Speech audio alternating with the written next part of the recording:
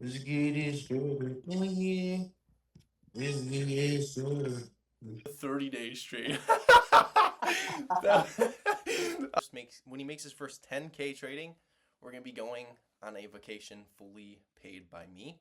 Flight because I'm not missing a trading day for 36 hours on a plane. You got me fucked up. Is why trading is such a high valued skill is because I don't think AI can fully take over trading. All right, guys, today we are here with one of my students, Angelo. Angelo just secured his first payout. How is it going, Angelo? I'm relaxed right now, man. I'm super excited. Got first payout after months of brutal trauma, blowing fundeds. Oh my goodness, bro.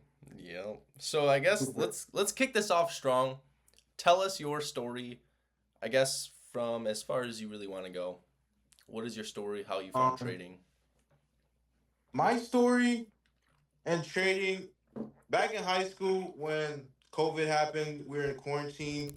That happened when I was a sophomore. And while the pandemic was happening, super bored, went on YouTube, found out about just entrepreneurship and stuff. And back then, if you told myself in high school that I'd be a trader right now, I'd be like, bro, what the fuck? Forex is a scam, all this bullshit, because it just had so much bad propaganda back then Yeah. that I just fell for it. And I didn't there was a lot of scams happening with Forex, clearly, but first, I wanted to go into real estate, did all my research on that. But my problem was I I fell into analysis paralysis, and what that means is I was just consuming a lot of information, but I wasn't taking action. So I was learning everything about the Bird model, real estate, fix and flips, all this stuff, but I just wasn't taking action. So I ended up failing with real estate because I just never took action. And then I went into trading. No, I went into e-com, drop shipping. I invested a lot of money in drop shipping. I invested a lot of money. Thousands of dollars in courses. The courses were good, but still, first I fell into analysis paralysis. Then I fell into, because I invested money, I should be getting money in return without working as hard as I was before. So that's how I ended up failing with e-commerce. But then with trading, I was like, I'm gonna go all in on this. I'm gonna take action. I learned from my mistakes, and then in December, I came across a TikTok of you saying you were mentoring people to hit you up on Snapchat, and then that's how I met you. I still procrastinated on that. I ended up hitting you up in January, late fucking January. I remember it to this day. It was January 26th, and that's when I hit you up, and we had a meeting that same day, I think. Mm-hmm. And ever since then, just been grinding, back testing, forward testing, doing everything that needs to be done. And April, started buying fundeds, kept failing, learned from my mistakes, and fast forward 6 months now, 8 months, got the first payout. Hell yeah. And yeah, I definitely do remember that meeting. Angelo was a part of when I was doing free mentoring. Obviously, don't do that anymore. But you literally saw the amount of people who would come in and out of those meetings who would just give up. And I think that's the problem with the free mentoring is people just see it as like, oh, I have nothing to lose, I have nothing to risk, and they don't have anything, I guess, to give. So they just kind of back down extremely quick. What was it about trading that made you stick with it? What was it that, you know, Also, I forgot to mention that with real estate, cold calling, with e-coms, creating ads, I I'm like an introvert. I don't like talking to people. yeah. So even though in terms of a skill to learn, trading is harder than e-com and real estate wholesaling or whatever you go into. The fact that I had to talk to people to try to gain the favor of others, I just don't like talking to people. So I'm like, you know what?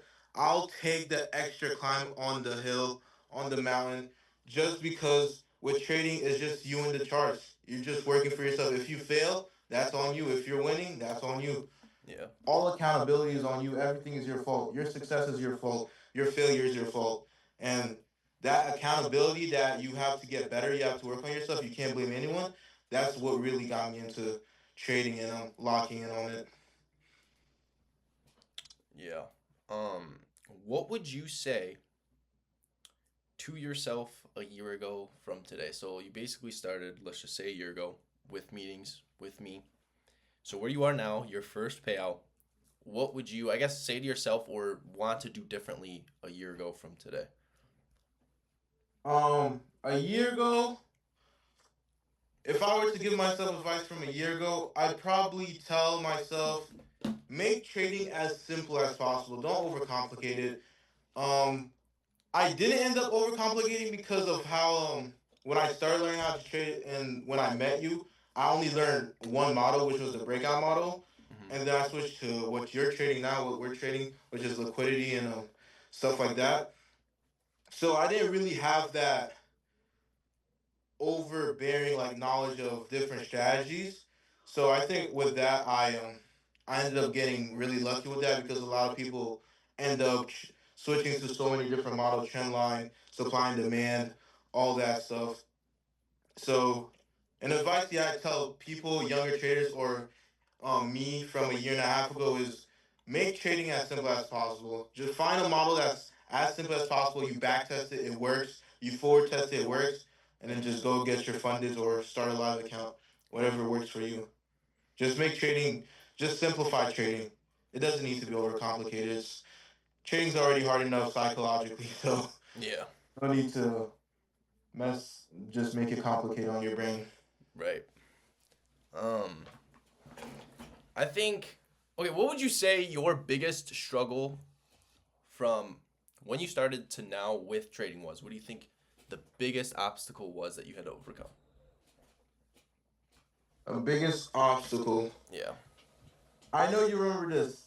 I was missing way too many setups. Yep. I was that was like I was just missing way too many. I was I kept looking for these like super like A+ setups when there was like a setup that happened that played out, or I would just not be.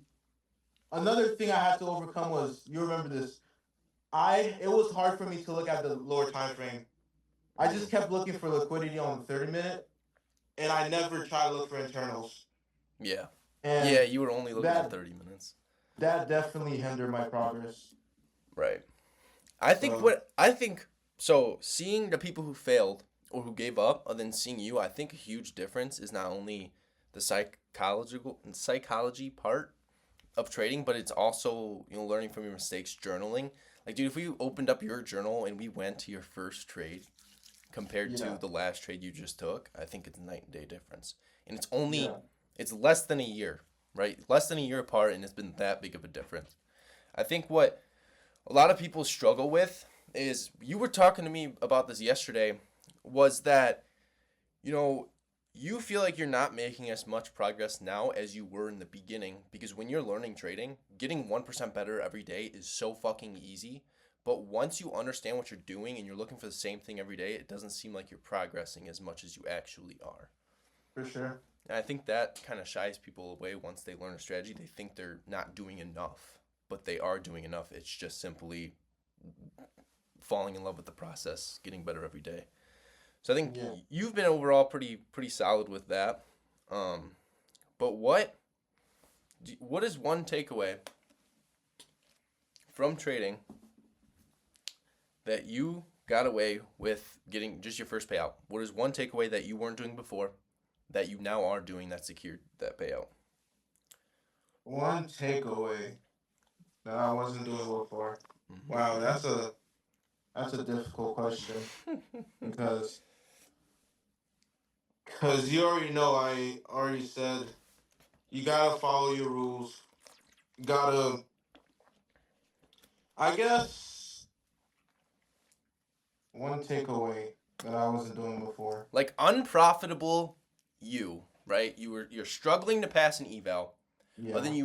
you're able to pass an eval and even get a funded. Like I think you were $50 away, correct me if I'm wrong, Yeah. from, was it getting a payout or passing your eval, the one before? Passing my eval. So passing your eval, you were $50 away In that very next eval, you passed, and that was the eval you ended up going funded and getting your first payout. What change did you make between those two? Um, Definitely the setups that I've been taking because that's what got me to pass the funded take quality setups and not missing good setups. Mm-hmm. That because before I was I was taking quality setups, but it's just that the setups I end up taking coincidentally, I those were the setups that always ran against me. But there were so many setups that would have hit that I just missed because I wasn't looking at the right time frame. So definitely the best thing that changed my trading was increasing the amount of time frames that I look at. Yeah, I think that was definitely something I even struggled with. I would always go blind to the higher time frames. I would always look at the smaller time frames instead of the higher time frames, and that would end up fucking me. And then I was able to get better setups just by looking at those time frames. So I think time frames is something a lot of people sleep on. That's actually very important in trading. Um, so we also get a lot of people who say they changed this in their life and they became more profitable. Did you change anything outside of trading in your life when you got your first payout or before you got your first payout that helped you get it? Before definitely just the discipline. I started going to the gym more just because you have to be disciplined in the market and out the market because it's just a reflection, you know. Right. You can't be just being a slob and go into the market and think you're gonna keep following your rules and make money. Like it just doesn't work that way. Some Mm-hmm. people do it, but that's just not most people. The same way like most people who end up 10% of people pass their eval and within that 10% of that end up getting a payout. Yeah. And within that, even less percentage continuously get payouts. So the amount of people who are um, making a living strictly funded accounts or trading is very slim, and you have to make that change and also change the way you move through your day-to-day life. Yeah. So going to the gym for me, I try to go at least 3 times a week. Um, Sometimes I go 7 times a week, but I try to go make it at least 3 times a week. That's definitely to maintain that as a discipline. And also reading. I try reading every day. Before I wasn't reading every day. Me and Elliot made this deal. We would go to the gym and read 30 minutes a day. Yep. Or try to get to 30 minutes a day, 2 pages of any book, whatever it is, self improvement. Me, I'm reading my Bible right now. Um, yeah, so definitely that's something that I've changed. Try to just maintain discipline in the markets and throughout my day to day life. Yeah. And I think the cool part about mentoring people, seeing their progress, outside of seeing their progress, I think it's me and you have genuinely became pretty good friends just from this alone. It's not like been like a business interaction. You know what I'm saying? It's not like, oh, it's we're only doing this, fuck everything else. Me and you have made some wild ass fucking bets the past year, bro. Fucking Yeah, grinding to battle pass, grinding 100 battle pass. It took like a week for us to get there, which was pretty wild, brutal last journey. yeah. And we would just Never bet will do funded that accounts. again. And then I think the most brutal bet we've ever had was you not eating for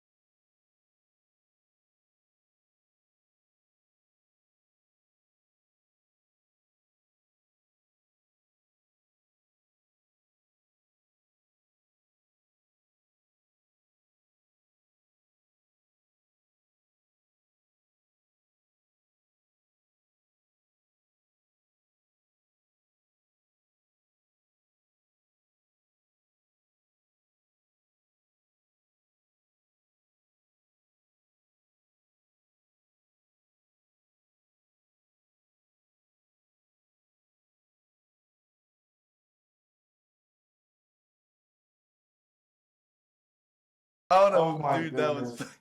that was bad. I ended up losing like 35 pounds on that. Yeah, That was you made insane. it. What? How many days was it? Was it I 21? made it 21 days before I was like, if I continue, I'll probably fucking die. And I was like, I'm gonna stop. dude, dude, that call still haunts me. The call when you randomly called me, and you were just projectiling everywhere. I was like, bro, you gotta fucking eat, dude. Dude, that was wild. That The was thing wild. is, week one was pretty solid. Week two was also like, week two was when I first vomited. I was at work, but that was one time, and then I went throughout it like pretty good. Yeah. And in week three, I was on the highway in my car on my way to home from work, and I was just sick. I was freaking sick, man. And I vom. I good thing I kept a plastic bag in my car. Ended up vomiting in that. And then the next day, I vomited. I couldn't even hold down water. It was bad. I couldn't even hold down water. So I was just like, bro, I Yeah. can't continue this. Yeah, that was wild. And I That was was like, definitely I'll wild. take the hit for the funded. But Elliot's such a good person. He was like, nah, it's fine, bro. Yeah, It's nah. fine. Just go eat. Bro called me I, with proof too. You called me and you were like, "Bro, I can't do this anymore." I was like, "Bro, just fucking eat. We're canceling. We're canceling this bet, bro." Cause I But was yeah. gonna give you the funded. I was like, nah, bro, fuck that. Fuck this, bro. I can't continue this bullshit. Yeah. Dude, I feel like that actually affected your trading too, though. I think you were not trading at all during like the second or third week, right? Or Yeah, am I tripping? I have to look at my notes to see that, but Because if I definitely, remember right, because you were like puking and shit, and you were like, "Bro, I can't even trade right," and I like saw it because you weren't even like placing trades or anything. You were just like trying to fucking survive. yeah, for sure. But yeah, that was definitely wild. And I think I also made it was this isn't really a bet, more of a deal. Me and Angela have a deal when he first, which I Yep. think that's gonna be a fire ass vlog. Hopefully it's somewhere cool. I want to go somewhere cool. Like we were talking about Bali. I think Bali would be pretty sick. Long three. Because at first we were saying Florida. I feel like that's basic as shit.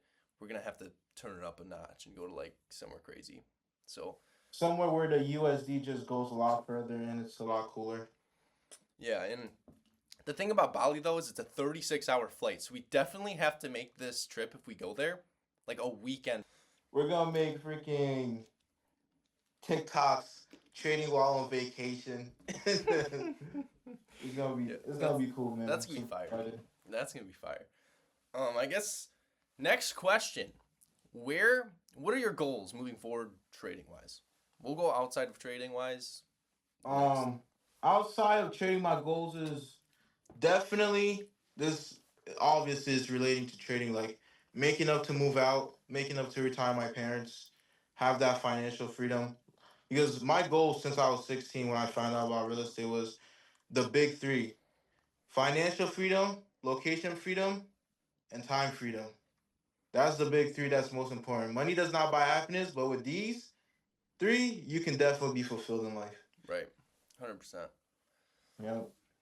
So, trading related, what are your goals for let's just say next year?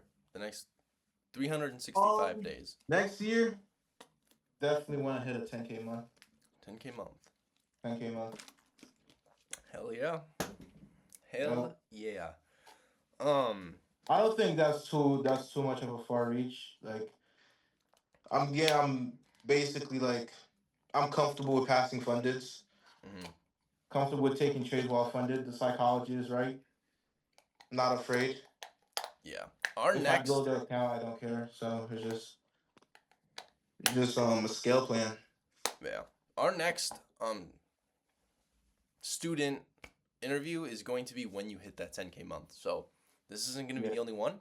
I think this is prime for people trying to get into day trading because I mean you got into day trading, you applied yourself, and you got your first paid out. So if someone was brand new to trading and they came up to you, how would you tell them to start? What would you tell them to do?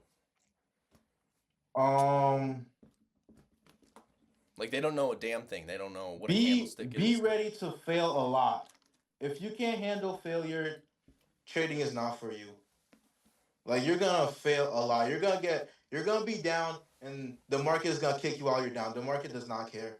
Mm. The market might even teabag you just to add an extra measure to it. Like it will you yeah, it's gonna be rough. That's Right. that's what I can say. It's gonna be rough. You have to prepare yourself. If you're not there psychologically, mentally, spiritually, like it's just you're cooked. It's not like other it's not like other career paths. Like I could say being a doctor, learning to be a doctor is harder than trading, but there are more doctors than people who are trading because trading like any other business, the road is not laid out for you. Right. You have to make your own path, and a lot of people just aren't capable of doing that. So they end up giving up. They say, "Oh, they look at this guy online. Oh, he just made 10K in like 2 minutes. What the fuck? I'm gonna go into this." Mm. They blow their account. Now it's like, what the fuck? This doesn't seem as easy as I thought it was. I'm losing money. He's making 10K. I'm losing 10. I'm about to lose 10K if I keep going. So I'm Yeah. gonna give up and I'm not gonna apply myself. And that's why 95% and up people who go into trading fail, because a lot of them just give up. They don't know what they're doing. They don't try to get to know what they're doing. They're just going for quick, easy money, thinking it's gonna be quick and easy. It's gonna be quick and easy to lose money. You may gamble and make and 10x your thing, but that's also another thing with trading. I I'm thankful that I failed a lot because when I got my first funded in April, let's say I passed it the first time and I never went through those failures, and then I just got comfortable. I'm like, yo, this is I'm like I was profitable in paper. Now I'm profitable with funded, and then all the months with choppy price action hit me all at once, and I ended up losing hella money. That would have probably been a lot to take mentally. Yeah. So you gotta get used to losing. You gotta get used to just getting back up every time you're kicked down. And yeah, it's more mentally. The strategy isn't hard. It's very simple, easy to understand. So it's just psychologically, a lot of people just aren't built for that. Yep. Would you say, in terms of trading, strategy matters? Do you think that someone could be more profitable off of a certain strategy than another one? Psychology out of the way, just solely Yeah. talking about strategy, algorithmic Um, strategies. strategies, all strategies that work. You just gotta find the model within the markets. Like one day, liquidity sweep breaker structure might happen. The next day, a trend line trade might happen. A supply and demand trade might happen. It's just you gotta find your model, and if the market presents it, then you will make money. Like look at TJR making 6 figure days, Tory trades making high 5 figure days. You got all these people making so much money with trading, and they don't trade the same strategy, Mm. but yet they're still printing every day.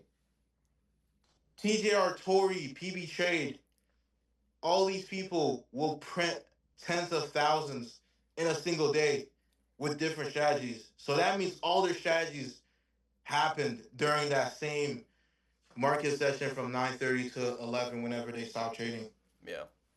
And the reason I ask that question is because there's a lot of beginners that come up to me and they're like, "Oh, what's your strategy? Oh, strategy this, strategy that." When strategy doesn't necessarily determine how profitable you are. You can have a high risk to reward with very low win rate and still be a profitable trader.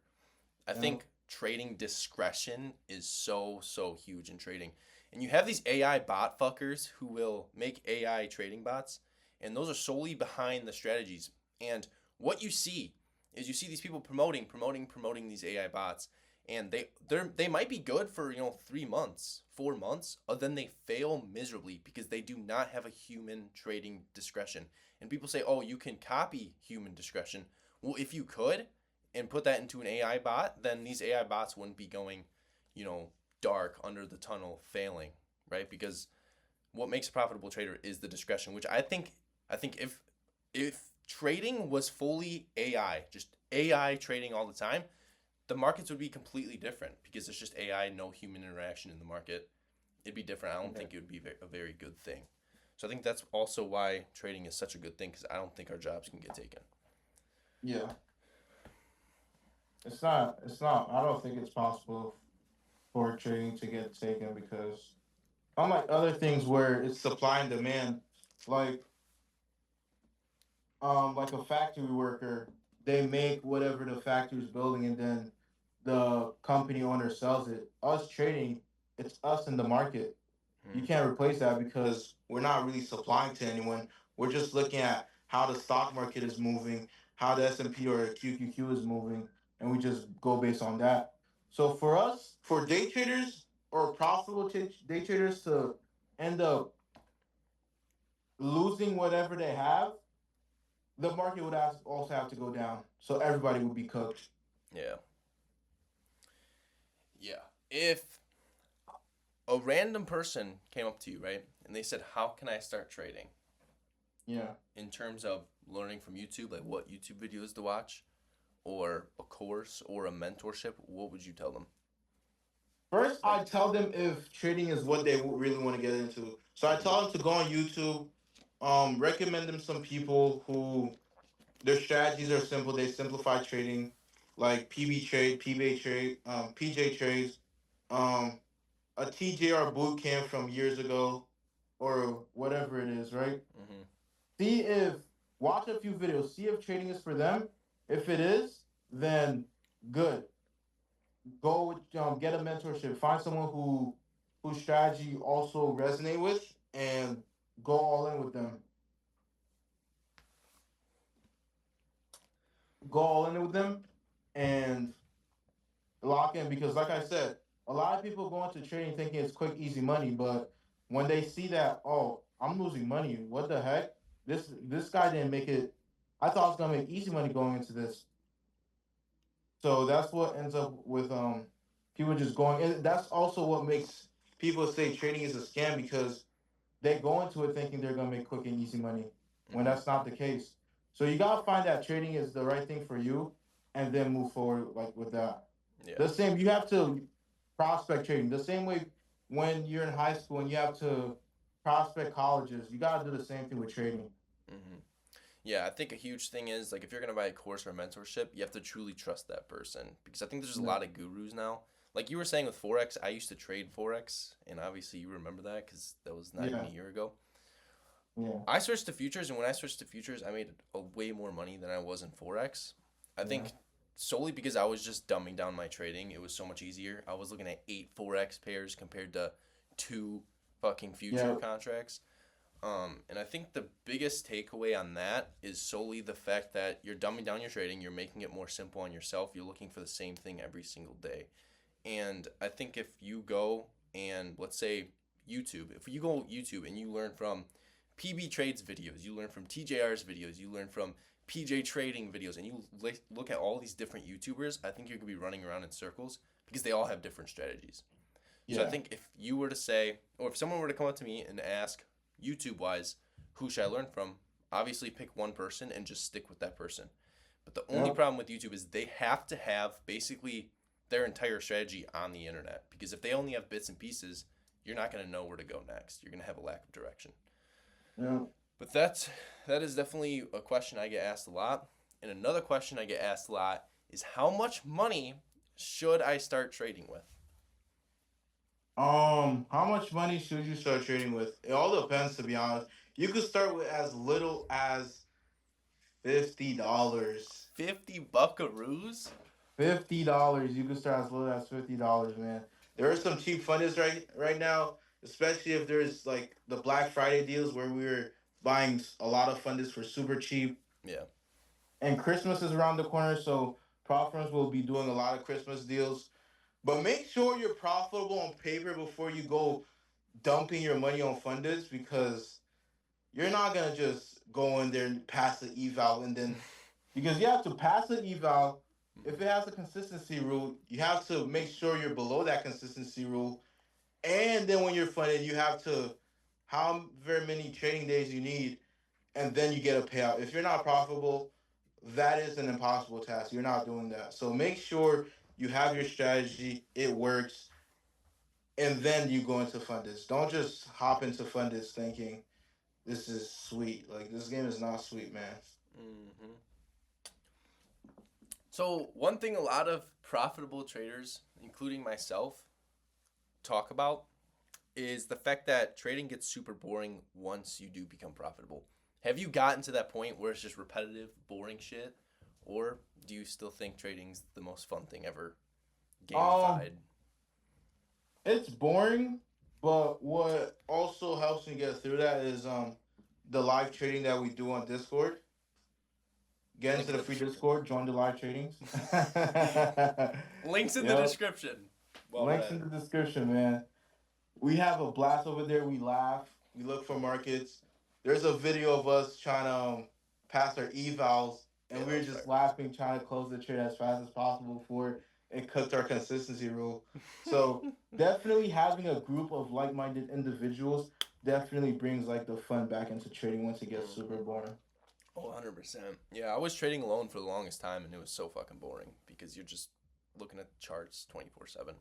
And that's also why I did start a Discord community because we actually have a consistent amount of people joining that Discord every day, which Yeah. makes it a lot more fun because you get people typing, you get people talking, and it's just kind of like a small community we all get to trade together on. So that's definitely a plus to having that. But before we dip ski, I think we're getting close to the 1 hour mark. What? Hold on, I gotta leave off with a good question. Big question. Big question. I need a big question here. Oh, moving forward, do you plan on like starting your own community? Do you plan on taking things into your own hands, or do you want to just solely be a day trader, be like one of those under the rug traders? To be honest, it depends because I am making content right now, just like weekly updates on how my trading is going. Hmm. So, depending on when I become a full time trader, if content creation, building a community fulfills me, adds fulfillment to my life, then I'll definitely do that. But if it doesn't, then I'll definitely be an unknown trader just printing money Yeah. and traveling. Hell yeah. Fucking Bali soon, bro.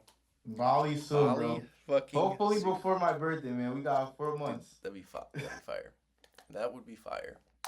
Yo. But that's really, I think that's all I've had. I just kind of want to hit where all these new traders are gonna want to start. Um, yeah. Yo. And make sure you journal, man. Journaling is so important. Journaling will expedite your process, especially when you're in the learning phase. You have to journal. 100%. And that's one thing I always preach. I think a lot of I actually had someone in my Instagram DM saying, "Bro, I keep failing all this." I said, "Do you journal your trades?" That's the first thing I told him or asked him, and he said, "No." I said, "That's your problem. Start journaling." Like, Because how do you know what you're doing wrong if you're not even taking notes of exactly. the trades you're taking?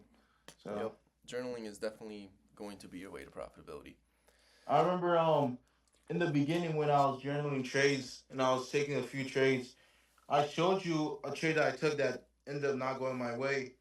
And the thing that ended up happening was I marked out a liquidity sweep that wasn't even a liquidity sweep, and it fucking cooked me. I'm like, and then I sent it to you, and because I journaled that and I had track of that, I was like, oh, that's not liquidity. I shouldn't even have taken that. Yeah. And you also get feedback from people who know more than you when you show them the things that you journal. Right. Yeah, I think I've taken a couple of trades in the past like that where it was like a break of structure, but I looked at the wrong direction of where the break of structure was and it ended up cooking my shit. But yeah, definitely learning from those. I think a huge thing though is if you're gonna journal, you also like actually have to learn from your mistakes. Because if you're journaling and still making the same mistakes, journaling is useless. So you have to like my rule is I look at my journal once every single week. Every single week. Usually it's Sunday. I'll just go through my journal, look at all my trades, open all my trades, see what I was doing wrong, see what I was doing right. Because if you do not see that and you do not look at your journal, the journal is fucking useless. Yeah. But yeah, I mean, me and you also on your come up, we were backtesting for hours, dude. Hours Yeah. on end.